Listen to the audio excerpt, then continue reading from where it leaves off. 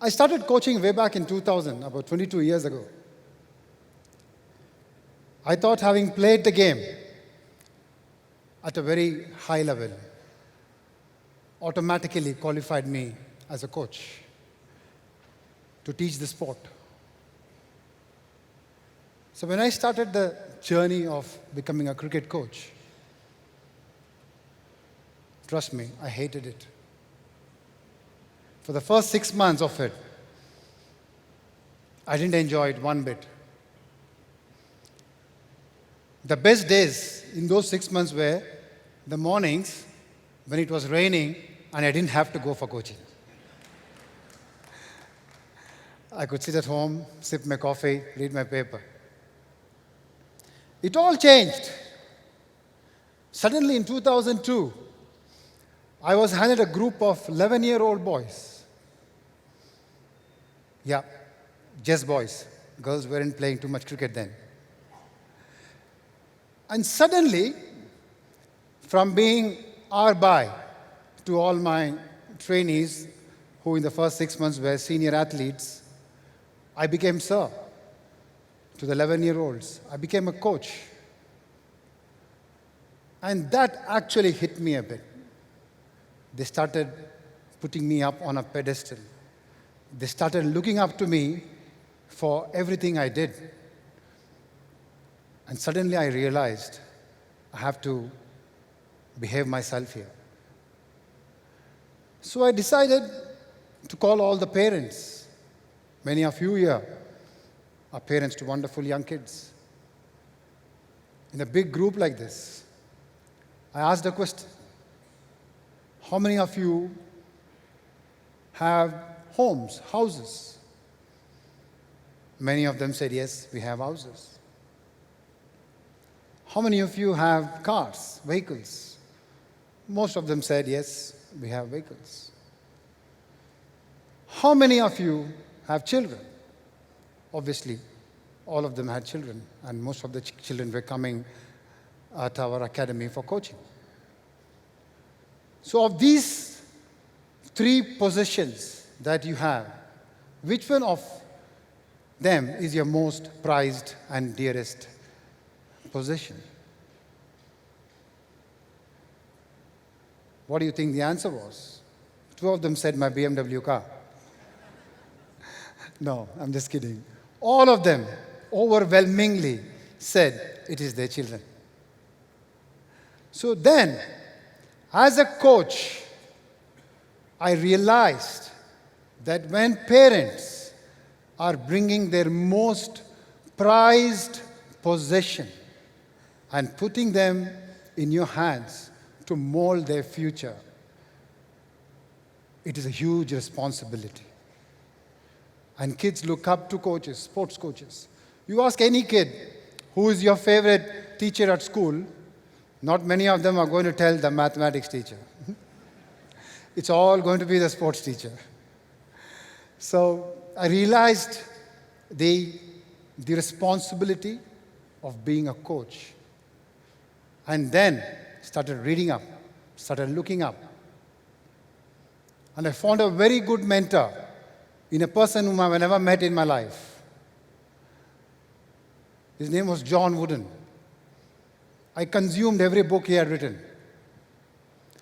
and formed my coaching philosophy, which was, you don't coach the sport, you coach the person. Sport was just the medium of communication. In my case, it was cricket. So that's the start of my real coaching journey. Let's cut to the chase. Let's go back to something which happened very recently. In the first test after the pandemic, we toured Australia. We're playing in Adelaide in a ping ball test match. Indian cricket fell to an all-time low. The lowest score ever made by an Indian cricket team. 36 all out. In less than an hour. It had never happened before. The media was gunning for our positions. They wanted blood. They wanted someone to face the consequences. Ravi Shastri, R. Sridhar, B. Arun. The social media was full of critics. The jury was out that this team could do nothing. And the experts, as you're reading, they gave us no chance. So what happened? What happened that night when we were 36 all out? Well, nothing happened that night. We were all confined to our rooms. It was strict quarantine rules in Australia. You couldn't even go to your teammates' room to have a chat. So each of us, after the game, dejectedly went back to our respective rooms, spoke to our family over FaceTime and WhatsApp, video calling, and that's all we could do. And we had a night's rest. The next day, what we decided to do is get together. And in that get together, Ravi Shastri, our head coach then, he said, wear this 36 on your sleeve like a badge. This 36 will make you the greatest cricket team. And so we went, what? What is he saying? 36 all out? How can we become a great team? He believed in this team. We believed, as a support staff, we believed in the ability of the team. As much as we kept losing players to injuries and personal commitments, as much as we were being written off. As you all know, what adversity does to a group of people. What it did to that group who were all alone in a country of 23 million is brought them together like never before. That adversity brought out new leaders within the group. It brought out new performers within the group. I'm not even talking about the scientific aspect of it, just the human aspect of it. And what happened after that, in the next 40 days, as they say, is history. That Indian team went on to become the first Asian team to win a series in Australia and the first team in the world to beat Australia in its own soil back to back.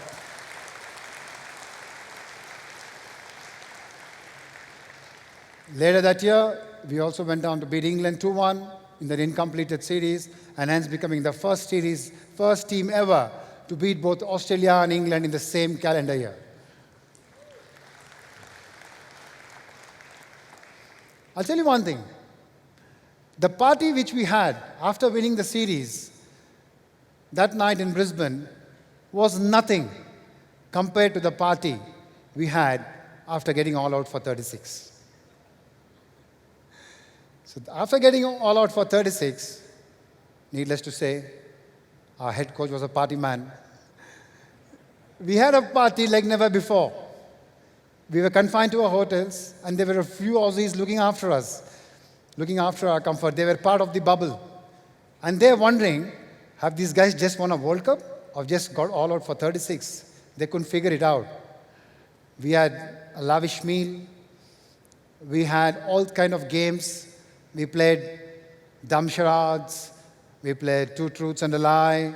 And we spent the whole night playing Antakshari, where Shubman Gill would sing a song in Punjabi and Ashwin would counter that song with a Tamil song. So we were all over. And that's how we spent the night after getting 36 all out. We really got together as a team. We got to know each other more. And we played together as a team for the remaining 3 test matches. And like I said again, we were happy to get all the congratulatory messages after that. So that to me was a great lesson in coaching.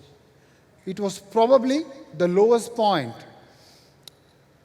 of the team at that particular time, But as adults, as coaches, as mentors, we realized that bad days are great coaching opportunities if you look at it in a positive way. That is how we as coaches, I'm saying we, I'm being inclusive because all of us are coaches, look at mistakes. So that set me thinking as to how to create a generation which is future-proof. So recently, I was reading a book called The Best Place to Work. It's a book written by Ron Friedman. Very interesting book. In that, I came up with an acronym called CARDS, and I devised it to create a better generation who are future-proof. We knew what the pandemic threw at us. We don't know what life is going to throw at us after 5 years. So how to create a future-proof generation? So I used the acronym CARDS. Number 1, creativity. How do we bring about creativity in our young athletes, cricketers in my case, or just as a younger generation in our case? You throw them challenges. You allow them to fail. Allow them to make mistakes. But when they make mistakes, you mine them like you mine gold. You mine the mistakes for better results. And then you throw the same challenge at them again and see if they're coming with a more creative response. So the more mistakes kids make, the more challenges we throw at them, the more creative the responses will start becoming. So that is how we generate creative future generation. We need to be creative. Our future generation needs to be more creative than this generation. Throw them more challenges. Now comes another interesting topic: aggression. We as a country, since ancient times, have never been the aggressors. We have never gone on to invade anybody else's space or anybody else's territory. We have only defended if someone has invaded us. Correct me if I'm wrong. We have only retaliated if someone has attacked us. As a country, we have never been very, very aggressive. But this cricket team, what I've learned from this cricket team, well, I was with them for the 7 years, under the leadership of Ravi and Virat. I'll have to go back. Is to be aggressive. Is to attack before you are attacked. So the guy who's attacking you is only 2 steps behind. That's how we play Test cricket. So we were embarking on this tour of Australia in 2014. It was a 2 o'clock flight. Ravi called us into a huddle at 12 at midnight. He said, all of you, 2 minutes. And to me, it was my first ever tour to Down Under. I'm going to be the first test match for me as a coach. So we all huddled in a change room, all dressed in suits because we were about to fly. He said, guys, remember one thing. Not one backward step. We will, before they give us 2, we will give them 3. We're always going to move forward.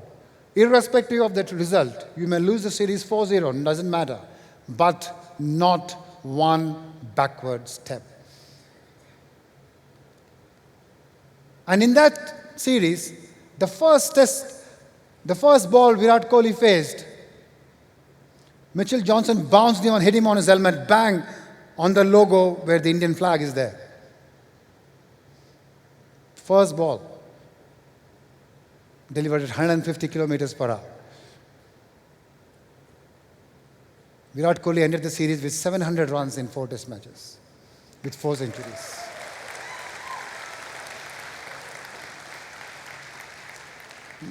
We need aggression. There is something called useful aggression, and there is something called useless aggression. To be successful, you need useful aggression. Aggression, being fearless. Aggression of expressing yourself in front of 1,000,000 people. Aggression of being brutally honest in what you do. That is useful aggression.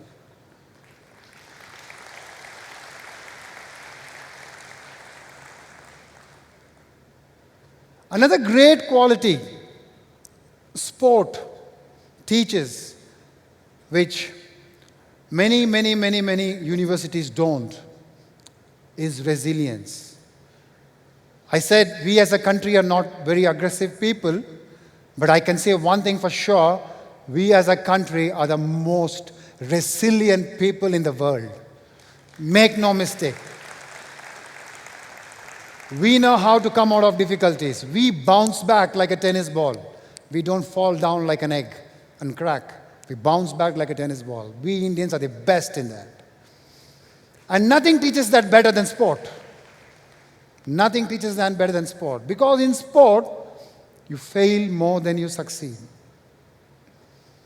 You fail twice more than you succeed. Let's take the example of probably one of the greatest cricketer to have ever played the sport. In India, we call him God. Sachin Tendulkar. He's played 764 innings for India. 764 innings over 25 years across formats. He scored 250 times above the score of 50. 100 centuries, all of us know that, and 164 50s. What was his success rate? He's failed twice more than he succeeded. And he is the greatest batsman ever to have played the sport.